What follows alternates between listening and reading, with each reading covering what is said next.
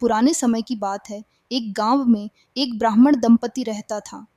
उनका जीवन अत्यंत कठिनाइयों में बीत रहा था, क्योंकि उनके पास आय का कोई साधन नहीं था। वे अत्यंत निर्धन थे, परंतु ब्राह्मण पत्नी अत्यंत धर्मपरायण और निष्ठावान थी।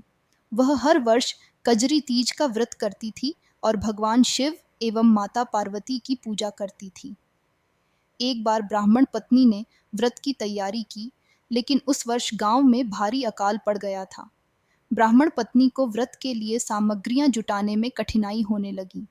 जब उसने यह समस्या अपने पति को बताई, तो ब्राह्मण दुखी हो गया और जंगल की ओर चला गया।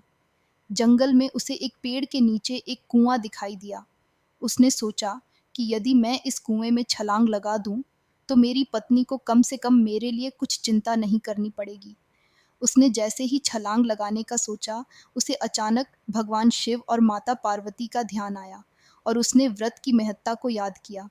उसने सोचा कि मेरी पत्नी के व्रत के कारण भगवान शिव और माता पार्वती की कृपा हम पर बनी रहेगी और कोई न कोई उपाय अवश्य मिलेगा।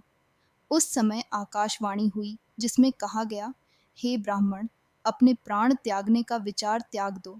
तुम्हारी पत्नी का कजरी तीज का व्रत अत्यंत प्रभावशाली है। उसके व्रत के कारण तुम्हारे सभी कष्ट समाप्त हो जाएंगे। तुम घर लौट जाओ और किसी भी प्रकार से व्रत की सभी आवश्यकताएं पूरी करने का प्रयत्न करो। ब्राह्मण आकाशवाणी सुनकर आश्वस्त हो गया और घर लौट आया। घर आने पर उसने देखा कि उसकी पत्नी ने अपनी भक्ति और निष्ठा से पूजा की सारी तैयारियां कर ली थीं।